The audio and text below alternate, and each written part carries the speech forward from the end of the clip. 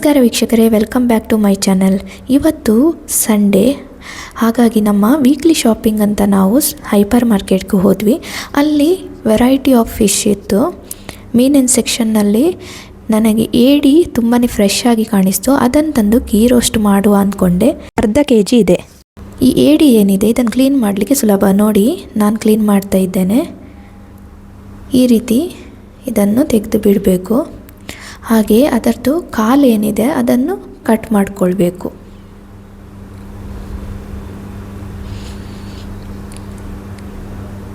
ಇದನ್ನು ಅಲ್ಲಿ ಕ್ಲೀನ್ ಮಾಡಿ ಕೊಡ್ತಾರೆ ಹೈಪರ್ ಮಾರ್ಕೆಟಲ್ಲಿ. ಆದರೆ ನಾನು ನಿಮಗೆ ಹೇಗೆ ಕ್ಲೀನ್ ಮಾಡೋದಂತ ತೋರಿಸುವಂಥ ಇದನ್ನು ಕ್ಲೀನ್ ಮಾಡದೆ ತಂದಿದ್ದೇನೆ. ಇದನ್ನು ಹೀಗೆ ಕಟ್ ಮಾಡಿಕೊಳ್ಳಿ, 2 ತುಂಡು ಮಾಡಿಕೊಂಡು ಈ ರೀತಿ ಇದರ ಕಾಲುಗಳನ್ನು ಕ್ಲೀನ್ ಮಾಡಿಕೊಳ್ಬೇಕು. ಕಾಲುಗಳಲ್ಲಿ ಒಂದು ಮುಳ್ಳಿನ ಥರ ಇರುತ್ತೆ, ಅದನ್ನು ಸ್ವಲ್ಪ ನೀವು ಚಾಕುವಿನಲ್ಲಿ ಅಥವಾ ಕತ್ತಿಯಲ್ಲಿ ಅದನ್ನು ಸ್ವಲ್ಪ ತೆಗೆದುಬಿಡಿ.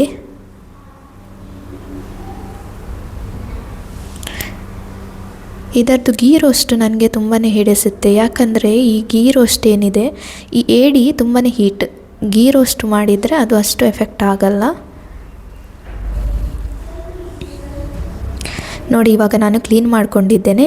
ಇದರಲ್ಲಿ ಎಲ್ಲೋ ಕಾಣ್ತಿದ್ದಲ್ಲ, ಅದು ಈ ಕ್ರ್ಯಾಬಿದ್ದು ಮೊಟ್ಟೆ, ಏಡಿದ್ದು ಮೊಟ್ಟೆ. ಇದು ನಮ್ಮ ಯಾವುದೇ ಪಲ್ಯ ಇರಲಿ ಏಡಿದ್ದು ಮಾಡಿದರೆ ಅದಕ್ಕೆ ಒಳ್ಳೆ ಘಮ ಮತ್ತು ಟೇಸ್ಟ್ ಕೊಡ್ತದೆ.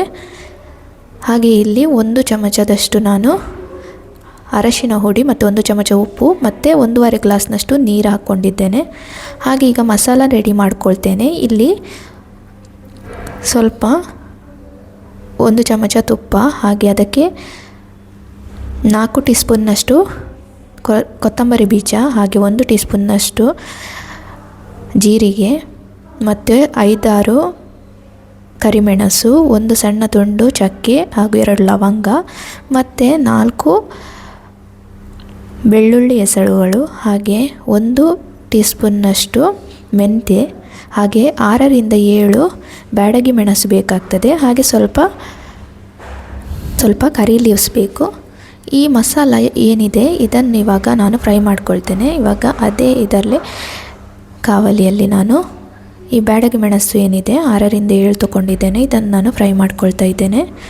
ಸ್ವಲ್ಪ ಕರಿ ಲೀವ್ಸ್ ಹಾಕಿದೆ. ಹಾಗೆ 4 ಬೆಳ್ಳುಳ್ಳಿ ಎಸಳುಗಳನ್ನು ಕೂಡ ಇದಕ್ಕೆ ಸೇರಿಸ್ಕೊಂಡು ಫ್ರೈ ಮಾಡ್ಕೊಳ್ತಿದ್ದೇನೆ. ಇದನ್ನು ತುಪ್ಪದಲ್ಲಿ ನಾವು ಫ್ರೈ ಮಾಡ್ಕೊಳ್ಬೇಕು, ಯಾಕಂದರೆ ನಾವು ಗೀ ರೋಸ್ಟ್ ಮಾಡೋದು ತುಪ್ಪ ಹೆಚ್ಚು ಇದಕ್ಕೆ ಹಾಕ್ಕೊಳ್ಬೇಕಾಗ್ತದೆ. ಇವಾಗ ಇದಕ್ಕೆ 2 ಸಣ್ಣ ಈರುಳ್ಳಿ ಮತ್ತು ಸ್ವಲ್ಪ ಹುಳಿ ಸೇರಿಸಿದ್ದೇನೆ. ಹಾಗೆ ಸ್ವಲ್ಪ 1 ಚಮಚದಷ್ಟು ಅರಶಿನ ಸೇರಿಸಿ ಅದನ್ನು ಗ್ರೈಂಡ್ ಮಾಡ್ಕೊಳ್ತೇನೆ. ಇವಾಗ ಅರಶಿನ ಮತ್ತು ಉಪ್ಪು ಹಾಕಿಟ್ಟ ಏಡಿಯನ್ನು ಒಂದು 10 ನಿಮಿಷ ಇಲ್ಲಿ ಕುದಿಸಬೇಕು. ಅದು ಕುಕ್ಕಾಗಿದೆ. ಇವಾಗ ನಾನು ಈ ಮಸಾಲೆ ಏನಿದೆ ನಾನು ರುಬ್ಕೊಂಡಿದ್ದೇನೆ ಅದನ್ನು ಇಲ್ಲಿ ಫ್ರೈ ಮಾಡ್ಕೊಳ್ತೇನೆ. ಇಲ್ಲಿ 1 ಚಮಚದಷ್ಟು ತೆಂಗಿನ ಎಣ್ಣೆ, 2 ಚಮಚದಷ್ಟು ತುಪ್ಪ ಹಾಕಿದ್ದೇನೆ. ಹಾಗೆ ಕರಿಬೇವಿನ ಸೊಪ್ಪನ್ನು ಇದಕ್ಕೆ ಸೇರಿಸಿಕೊಂಡು ಸ್ವಲ್ಪ ಶುಂಠಿಯನ್ನು ತಗೊಂಡಿದ್ದೇನೆ. ಇದನ್ನು ಚೆನ್ನಾಗಿ ಇದರಲ್ಲಿ ಫ್ರೈ ಮಾಡ್ತೇನೆ. ಅದು ಫ್ರೈ ಆದ ನಂತರ ಇವಾಗ ನಾನು ಗ್ರೈಂಡ್ ಮಾಡಿದಂಥ ಮಸಾಲೆಯನ್ನು ಹಾಕ್ತಿದ್ದೇನೆ. ಮಸಾಲೆಯನ್ನು ಗ್ರೈಂಡ್ ಮಾಡುವಾಗ ಹೆಚ್ಚಿಗೆ ನೀರು ಸೇರಿಸ್ಕೊಳ್ಬೇಡಿ, ಇದನ್ನು ನಾವು ಫ್ರೈ ಮಾಡ್ಕೊಳ್ಳಿಕ್ಕೆ ಕಷ್ಟಾಗುತ್ತೆ. ಇದು ಗೀ ರೋಸ್ಟ್ ಏನಿದೆ ಅದು ಡ್ರೈಯಲ್ಲಿದ್ದರೆ ನಿಮಗೆ ತಿನ್ನಲಿಕ್ಕೆ ಚೆನ್ನಾಗಿರುತ್ತೆ. ಇದನ್ನು ತುಪ್ಪದಲ್ಲೇ ಚೆನ್ನಾಗಿ ನೀವು ಫ್ರೈ ಮಾಡ್ಕೊಳ್ಬೇಕು. ಹಾಗೆ ಮಧ್ಯದಲ್ಲಿ ಸ್ವಲ್ಪ ತುಪ್ಪ ಸೇರಿಸ್ತಾ ಬರಬೇಕು. ಇಲ್ಲಿ 1 ಚಮಚದಷ್ಟು ತುಪ್ಪ ನಾನು ಸೇರಿಸಿದೆ. ನೋಡಿ, ಈ ರೀತಿ ತಳ ಬಿಟ್ಕೊಂಡು ಬರ್ತದೆ ಮಸಾಲ, ಆವಾಗ ಇದು ಚೆನ್ನಾಗಿ ಫ್ರೈ ಆಗಿದೆ ಅಂತ ಅರ್ಥ. ಇದನ್ನು ತುಪ್ಪ ಸೇರಿಸ್ಕೊಂಡು ಫ್ರೈ ಮಾಡಿಕೊಳ್ಳಿ. ಎಷ್ಟು ನೀವು ತುಪ್ಪ ಸೇರಿಸ್ತೀರಿ ಅಷ್ಟು ಗೀ ರೋಸ್ಟ್ ಚೆನ್ನಾಗಿ ಬರುತ್ತೆ. ಇವಾಗ ನಾನು ಬೇಯಿಸಿಟ್ಟಂತಹ ಏಡಿ ಏನಿದೆ ಅದನ್ನು ಇದಕ್ಕೆ ಹಾಕ್ಕೊಳ್ತಾ ಇದ್ದೇನೆ. ಏಡಿ ಬೇಯಿಸಿಟ್ಟ ನೀರು ಟೇಸ್ಟ್ ಇರುತ್ತೆ, ಆದರೆ ಗೀ ರೋಸ್ಟಿಗೆ ಹೆಚ್ಚಿಗೆ ಹಾಕ್ಲಿಕ್ಕೆ ಹೋಗಬೇಡಿ. ಅದು ನೀರಾದರೆ ನಿಮಗೆ ಗೀ ರೋಸ್ಟ್ ತಿನ್ನಲಿಕ್ಕೆ ಒಳ್ಳೆಯದಾಗಲ್ಲ. ಸ್ವಲ್ಪ ನೀರು ಸೇರಿಸ್ಕೊಳ್ಳಿ. ತುಂಬ ಡ್ರೈ ಬೇಡ ಅಂತಾದರೆ ಸ್ವಲ್ಪ ನೀರು ಸೇರಿಸಿದರೆ ಸಾಕು. ಇಲ್ಲಿ ನಾನು ಸ್ವಲ್ಪನೇ ನೀರು ಸೇರಿಸ್ಕೊಳ್ತಿದ್ದೇನೆ.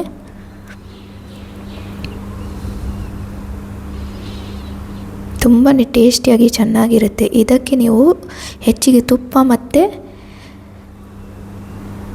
ಈರುಳ್ಳಿ ಏನಿದೆ ಬಳಸಿದರೆ ಚೆನ್ನಾಗಿರುತ್ತೆ. ಇಲ್ಲಿ ಸ್ವಲ್ಪ ಒಗ್ಗರಣೆಗೆ ನಾನು ಅರ್ಧ ಚಮಚ ತುಪ್ಪ ಮತ್ತು ಸ್ವಲ್ಪ ಕರಿ ಲೀವ್ಸ್ ತೊಗೊಂಡಿದ್ದೇನೆ, ಕರಿಬೇವಿನ ಸೊಪ್ಪು ಮತ್ತು ಅರ್ಧ ಈರುಳ್ಳಿ ತೆಗೆದುಕೊಂಡಿದ್ದೇನೆ. ಇದನ್ನು ಚೆನ್ನಾಗಿ ಈಗ ಫ್ರೈ ಮಾಡ್ಕೊಳ್ತೇನೆ.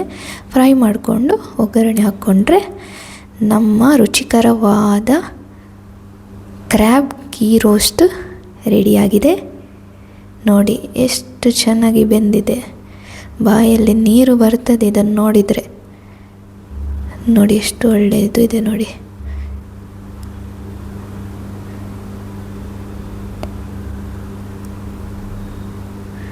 ವಾಹ್, ತುಂಬಾ ಸೂಪರ್ ಆಗಿದೆ. ನೀವು ಟ್ರೈ ಮಾಡಿ ಹೇಗಾಗಿದೆ ಅಂತ ಕಮೆಂಟ್ ಬಾಕ್ಸಲ್ಲಿ ನನಗೆ ತಿಳಿಸಿ. Thank you.